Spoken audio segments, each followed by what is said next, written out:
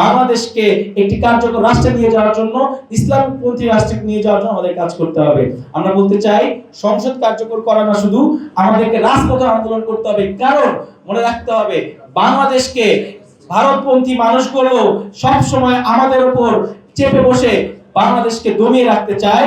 তাই সংসদ কার্যকর করার মাধ্যমে রাজপথে আমাদেরকে ঐক্যবদ্ধ থাকতে হবে, যে রাজপথ থেকে সংসদে কেউ কোনো ধরনের কোনো সিদ্ধান্তহীনতায় ভুগে তাদেরকে আমরা আমাদের জন্য দেশের সাথে সিদ্ধান্ত নিতে বাধ্য করে ছাড়বো।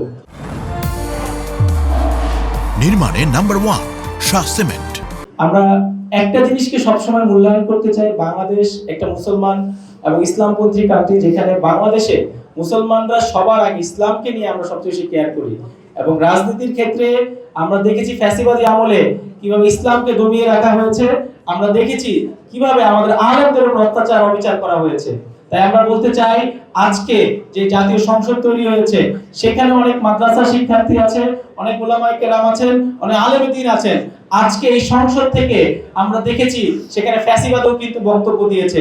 আমাদেরকে মনে রাখতে হবে, যেখানে ফ্যাসিবাদ আছে, যেখানে আপনার ইসলামের বিরুদ্ধে লোক আছে, সেইখানে কোনোদিন একসাথে করে সহাবস্থান হতে পারে না। আমাদেরকে চিন্তা করতে হবে, যদি বাংলাদেশকে একটি স্বনির্ভর বাংলাদেশ করতে হয়, আগামী বাংলাদেশ তৈরি করতে হয়, তাহলে এই সংসদকে কার্যকর করতে হবে এবং এই সংসদের মাধ্যমে বাংলাদেশকে একটি কার্যকর রাষ্ট্রে নিয়ে যাওয়ার জন্য, ইসলামপন্থী রাষ্ট্রে নিয়ে যাওয়ার জন্য আমাদের কাজ করতে হবে।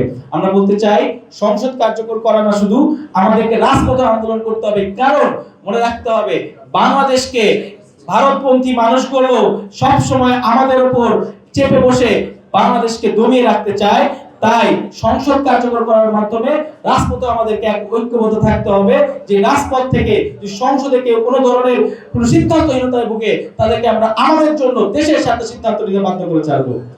আমরা আগামী দিনে একসাথে যুব ছাত্র সমাজ আলেমে দ্বীন মিলে একটি সুন্দর বাংলাদেশ করে আহ্বান জানিয়ে আজকে ইফতারে আপনাদের সবাইকে আসার জন্য ধন্যবাদ জানিয়ে আমার বক্তব্য শেষ করছি।